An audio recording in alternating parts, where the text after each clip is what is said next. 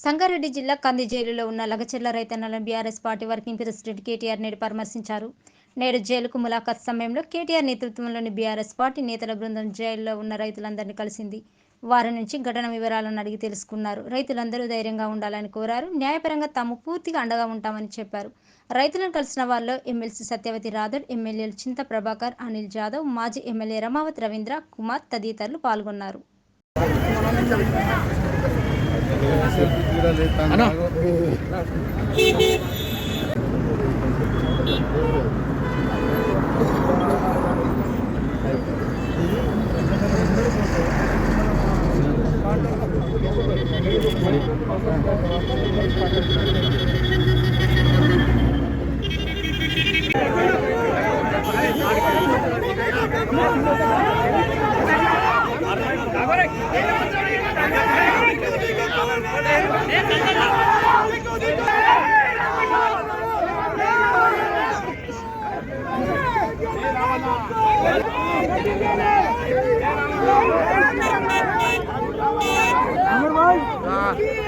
జరిగిన నిరసనలో సమిధలుగా మారిన పేదలు ఎవరైతున్నారో తమ భూములు తమకే ఉండాలి, మార్కెట్లో 60-70 లక్షలు ఎకరానికి ఉన్న భూములు ప్రభుత్వం అడ్డికి పావు షేరుకు రియల్ ఎస్టేట్ దందా చేసేందుకు గుంజుకుంటామంటే, మాకున్న జీవితాన్ని లాగేసుకుంటామంటే, ఉన్న మొత్తం జమీన్ అంతా గుంజుకుంటామంటే అట్లెట్లా ఒప్పుకుంటామని చెప్పి 9 నెలలుగా పోరాటం చేస్తున్న లగచర్ల, హకీంపేట, ఆ పక్కనే ఉండే 2 తాండాల అన్నదమ్ములు, ఆడబిడ్డలు నిన్న మొన్న ఈరోజు వరుసగా రాష్ట్రం మొత్తం చూస్తుంటే రోధిస్తున్నారు, ఆక్రోశిస్తూ ఉన్నారు.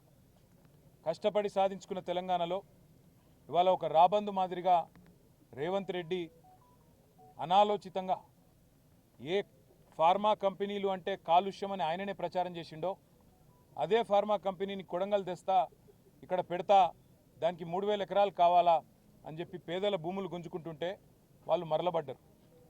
వాళ్ళు మరలబడితే 9 నెలలు వాళ్ళు పోరాటం చేసినా ఎవడూ పట్టించుకోకపోతే అధికారులు వస్తే వాళ్ళు నిరసన చెప్పినారు. నిరసన చెప్తే అందులో చాలా దుర్మార్గమైన పరిస్థితి. ఇవాళ మేము ఇక్కడ ఉన్న 16 మందిని కలిసినాం. వాళ్ళల్లో ఒక ప్రభుత్వ ఉద్యోగి ఉన్నాడు, ఒక పంచాయత్ సెక్రటరీ సోదరుడు పేరు రాఘవేంద్ర యాదవ్. ఆ తమ్ముడు చెప్తున్నాడు, అన్నా నేను మరి వీళ్ళు ఎట్లా పనిచేస్తున్నారో నాకు అర్థం కావట్లేదు, నేను ప్రభుత్వమే చెప్పిన కులగణన అనే కార్యక్రమంలో దినమంతా పాల్గొన్నా, వచ్చి ఆ సంఘటన జరిగినప్పుడు అక్కడ లేను, సాయంత్రం మొత్తం వేరే మండలంలో పాల్గొని నేను ఇంటికి వస్తే సాయంత్రం నన్ను గుంజుకపోయినారని చెప్తా ఉన్నాడు. ఇంకొక తమ్ముడు ఇంకా దారుణం అదైతే, అసలు ఆయనకు సంబంధం లేదు, ఆయన ఎక్కడో వనపర్తిలో ఐటీఐ చదువుకుంటున్నాడు. ఆ పిల్లోడు ఒక గిరిజన పిల్లగాడు, ఆయన బస్సు ఎక్కి వనపర్తిలో ఈ సంఘటన జరిగిన తర్వాత మా ఇంటోళ్ళు ఎట్లున్నారో అని చెప్పి సాయంత్రానికి చేరుకున్నాడు. సంఘటన అంతా అయిపోయిన తర్వాత ఆయనను పట్టుకపోయి ఈరోజు జైల్లో తీసుకొచ్చి పెట్టినారు. మేము అడిగినాం ఏం జరిగింది అని. ఏం జరిగింది అంటే వాళ్ళు చెప్పేది ఒకటే, అన్నా మొత్తం 60-70 మందిని మొదలు అరెస్ట్ చేసినారు, 2 డీసీఎంలలో ఎక్కించుకొని తీసుకొని పోయినారు. మా దుద్యాల మండల కాంగ్రెస్ పార్టీ అధ్యక్షుడు ఆయన పేరు శేఖరు, ఆయన అనుచరులు కూడా ఈ దాడిలో పాల్గొన్నారు. ఎందుకంటే కాంగ్రెస్ వాళ్ళ భూములు కూడా పోతున్నాయి. వాళ్ళ పేర్లు కూడా చెప్పినారు మాకు, రమేషు, ఇంకా 4 పేర్లు చెప్పినారు. ఒకసారి ఆ పేర్లు నర్సింలు, రమేషు, ఇంకా రాములు నాయక్ అని కాంగ్రెస్ వాళ్ళు వాళ్ళ భూములు పోతుంటే వాళ్ళు దాడి చేసినారన్న. మొత్తం 70 మందిని తీసుకుపోయినారు. ముందు తీసుకుపోయినాక తిరుపతి రెడ్డి ఫోన్లో ఆదేశాలు ఇస్తున్నాడు. ఒక రాజ్యాంగేతర శక్తి, ముఖ్యమంత్రి అన్న కావడమే ఆయనకున్న అర్హత, ఆయనకి ఏ పదవి లేదు, ప్రజాప్రతినిధి కాదు. కలెక్టర్లు ఆయన ముంగట మోకరిల్లాల. ఇవాళ అధికారులు మొత్తం ఆర్డీఓలు, పోలీసు వాళ్ళు ఆయన చెప్పినట్టు ఆడాల. కొడంగల్కు ఆయన చక్రవర్తి, రారాజు. రేవంత్ రెడ్డి కాదు, అక్కడ రేవంత్ రెడ్డిదేం చెల్లదట, తిరుపతి రెడ్డిదే నడుస్తుందట. ఆ తిరుపతి రెడ్డి శిష్యుడు శేఖరు మండల కాంగ్రెస్ పార్టీ ప్రెసిడెంట్. ఈ 70 మందిని తీసుకపోతే, 2 డీసీఎంలు ఎక్కించి తీసుకపోతే అందులో ఎవరెవరు బీఆర్ఎస్ వాళ్ళు వాళ్ళను మాత్రమే ఇవాళ 21 మందిని రిమాండ్కు పంపినారు, మిగతా వాళ్ళందరినీ ఇంటికి పంపినారు. అలా కాంగ్రెస్ వాళ్ళు దాడి చేసిన వాళ్ళల్లో ఇప్పుడు నేను చెప్పిన పేర్లు ఉన్నాయి, వీడియోలో కనబడతారు, మీరు చూడండి. వాళ్ళని మాత్రం ఇంటికి పంపి ఎవరెవరైతే బీఆర్ఎస్ వాళ్ళో వాళ్ళనే పెట్టండి జైల్లో అని చెప్పి ఈ దాడి మొత్తం బీఆర్ఎస్ వాళ్ళే చేయించిండ్రు.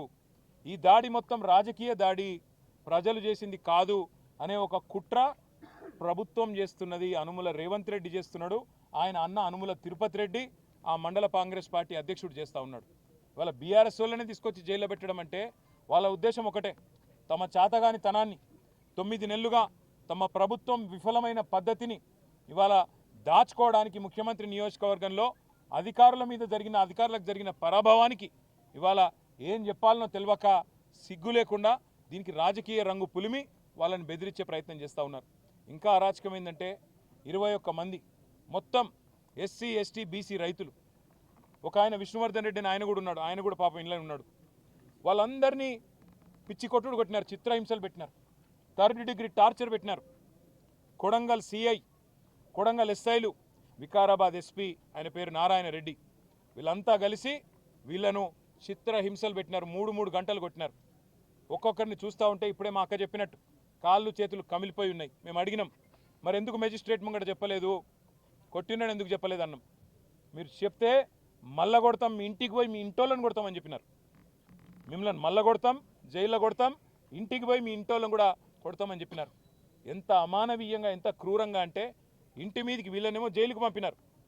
ఇంటి మీదికి బందిపోట్లను పట్టుకరానికే, ఒసామా బిన్ లాడెన్ లాంటి తీవ్రవాదులను పట్టుకరానికే ఎట్లయితే కూంబింగ్ ఆపరేషన్ చేస్తారో 100 మంది పోలీసులు వచ్చి ఇంటింటికి పోయి తలుపులు దర్వాజాలు తన్నుకుంటూ, గుద్దుకుంటూ, పగలగొట్టుకుంటూ, తాగి బూతులు మాట్లాడుతూ కొంతమంది ప్రైవేట్ వ్యక్తులు, నేను పోలీసు వాళ్ళు అంటలేను, ప్రైవేట్ వ్యక్తులు కొంతమంది కాంగ్రెస్ పార్టీకి సంబంధించిన వాళ్ళు తాగి బూతులు మాట్లాడుతూ ఆ ఇండ్ల మీద దాడి కూడా చేయడం జరిగింది. అక్కడ ఉన్న మహిళలు, అక్కడ ఉన్న ముసలోళ్ళని భయభ్రాంతులు, పిల్లల్ని భయభ్రాంతులకు గురి చేయడం జరిగింది.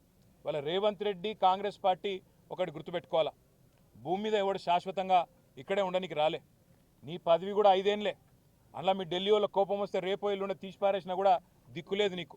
నేను ఒకటే గుర్తు చేస్తున్నా, రేవంత్ రెడ్డి చక్రవర్తివి కాదు, నువ్వేమి రాజువు కాదు, నువ్వేమి పెద్ద నియంతవు కాదు. నీలాంటి వాళ్ళు చాలామంది వచ్చిండ్రు, చాలామంది వస్తారు ఇంకా భవిష్యత్తులో.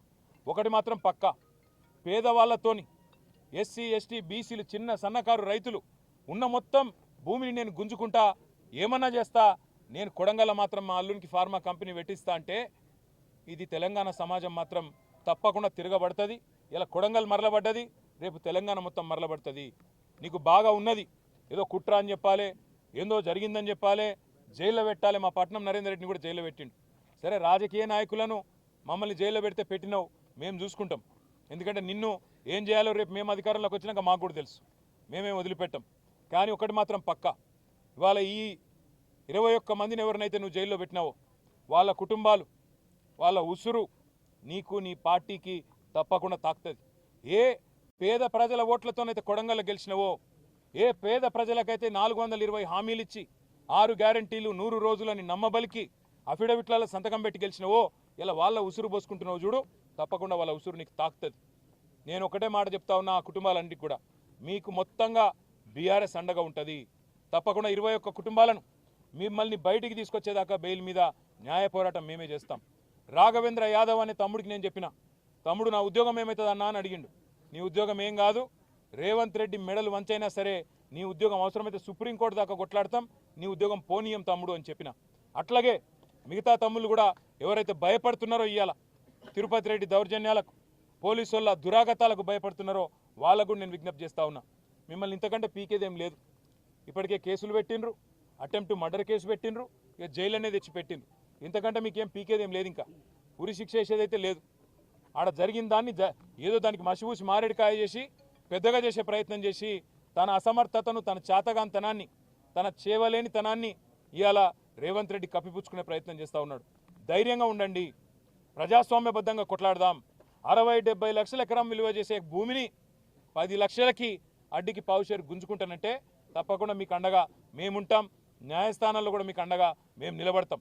ఎవ్వరు కూడా బెదిరించినా, ఎందుకంటే వాళ్ళు భయపడుతున్నారు, బయటికి వచ్చినాక బెదిరిస్తారన్నా, మళ్ళీ కేసులు పెడతారన్నా, మళ్ళీ జైలుకు పంపుతారన్నా, మేము సంతకాలు పెట్టాల్సి వస్తుందేమో అన్నా అని చెప్పి వాళ్ళు భయపడతా ఉన్నారు. వాళ్ళకి మేము అదే చెప్తా ఉన్నాం. బయట ఉండే ఇక్కడ సంగారెడ్డిలో కూడా మొన్న న్యాల్కల్లో ఇక్కడ కూడా మొన్న ఆందోళన జరిగింది. రేవంత్ రెడ్డి అనాలోచిత నిర్ణయాల వల్ల ఫార్మా సిటీ అని కేసీఆర్ పెడితే హైదరాబాద్ దగ్గర 14,000 ఎకరాలు సేకరిస్తే అది వద్దు, రద్దు, అక్కడ రియల్ ఎస్టేట్ దందా చేస్తా, మా అన్నగాన్లకు అక్కడ మా తమ్ముళ్లకు అక్కడ నేను భూముల సంతర్పణ చేస్తా ఫార్మా విలేజ్ల పేరిట ఇక్కడ సంగారెడ్డి జిల్లా న్యాల్కల్లో అక్కడ కొడంగల్లో ఇంకా అట్లనే మిగతా తెలంగాణలో కూడా ఒక 20 ఫార్మా విలేజ్లు పెడతా అని చెప్పి ఏదైతే ఇవాళ రేవంత్ రెడ్డి కొన్ని వికృతమైన అనాలోచితమైన ఆలోచనలు చేస్తూ ఉన్నాడో ఈ విషయంలో సంగారెడ్డి రైతులైనా సరే న్యాల్కల్ రైతులైనా సరే కొడంగల్ రైతులైనా సరే ధైర్యంగా ఉండండి. మీకు బీఆర్ఎస్ ఉన్నది, మీకు కేసీఆర్ ఉన్నాడు, మర్చిపోవద్దని చెప్పి నేను విజ్ఞప్తి చేస్తా ఉన్నా. మీకు ప్రజాస్వామికంగా రావాల్సింది న్యాయంగా రావాల్సింది ఇప్పించేదాకా మేము మీకు అండగా నిలబడతాం. వీళ్ళు ఎన్ని అక్రమ కేసులు పెట్టినా ఎన్ని అక్రమ నిర్బంధాలు చేసే ప్రయత్నం చేసినా తప్పకుండా అవి మేము ఎదుర్కొంటాం. ఇవాళ సంగారెడ్డి కేంద్ర జైల్లో ఇవాళ వాళ్ళందరినీ కలిసిన తర్వాత మాకు అనిపించింది ఒకటే, తప్పకుండా ఈ ప్రభుత్వం పేదవాడి ఉసురు తాకి పేదవాడి కన్నీళ్లలోనే ఇవాళ గిరిజన బిడ్డలు కన్నీళ్లు పెడతా ఉంటే అన్నా మమ్మల్ని కొట్టినారు చూడు అంటే వాళ్ళు నిజంగా కూడా ఒక్కొక్కరు ఇప్పుడే అనిల్ జాదవ్ చెప్పినట్టు 30-40 కిలోలు కూడా లేని పిల్లలు, వాళ్ళు పాపం మాల్ న్యూట్రిషన్తో బాధపడే పిల్లలు, బట్టలు కూడా చక్కగా లేవు. వాళ్ళు కలెక్టర్ను కొట్టినరు, అటెంప్ట్ మర్డర్ అని పెట్టడానికి నీకు మనసెట్లా ఒప్పింది రేవంత్ రెడ్డి అని నేను అడుగుతా ఉన్నా. చేతనైతే మాతోని కొట్లాడు, చేతైతే రాజకీయ నాయకులుగా మాతోని తలపడు, అంతేగాని పేదలకు ఈ రకమైన కష్టం కలిగించవద్దు. బేషరతుగా ఇక్కడనైనా సిగ్గు తెచ్చుకొని ఈ కేసులన్నీ వెంటనే రద్దు చేయాలి, వాళ్ళని వెంటనే విడుదల చేయాలని చెప్పి మేము డిమాండ్ చేస్తూ ఉన్నాం. దాంతోపాటు ఇంకా రాష్ట్ర వ్యాప్తంగా ఫార్మా విలేజ్ల పేరిట సంగారెడ్డిలో కావచ్చు ఇంకొకడ కావచ్చు ఏదైతే ఇవాళ పేదల నోళ్లు కొట్టే ప్రయత్నం జరుగుతుందో తప్పకుండా అక్కడ కూడా బీఆర్ఎస్ పార్టీ పేదలకు అండగా ఉంటుంది, రైతులకు అండగా ఉంటుంది అనే మాట కూడా మీకు చెప్తూ ఆ కుటుంబాలన్నిటికి కూడా మేము బయట కూడా మా అక్క కూడా ఇప్పుడే చెప్పింది, ఒక ప్రెగ్నెంట్ అమ్మాయి ఉంది అందులో జ్యోతి అని. రేపు సత్యవతి రాథోడ్ గారు స్వయంగా ఆ అమ్మాయిని హాస్పిటల్ కూడా తీసుకొని పోతా ఉన్నారు. ఇది బీఆర్ఎస్ పార్టీ యొక్క మానవత్వం. ఇవాళ బీఆర్ఎస్ అనే పార్టీ ఈ రాష్ట్రంలోని పేద వర్గాలందరికీ అన్ని రకాలుగా అండగా ఉంటుంది. ఏ కష్టం వచ్చినా మేము ఉంటామనే మాట మళ్ళొకసారి చెప్తూ మరి మీకు కూడా మీడియా మిత్రులకు గత 2 రోజులుగా ఈ సంఘటన అన్నింటిని కూడా కవర్ చేస్తున్నందుకు మీకు కూడా ప్రత్యేకంగా ధన్యవాదాలు, నమస్కారాలు. జై తెలంగాణ.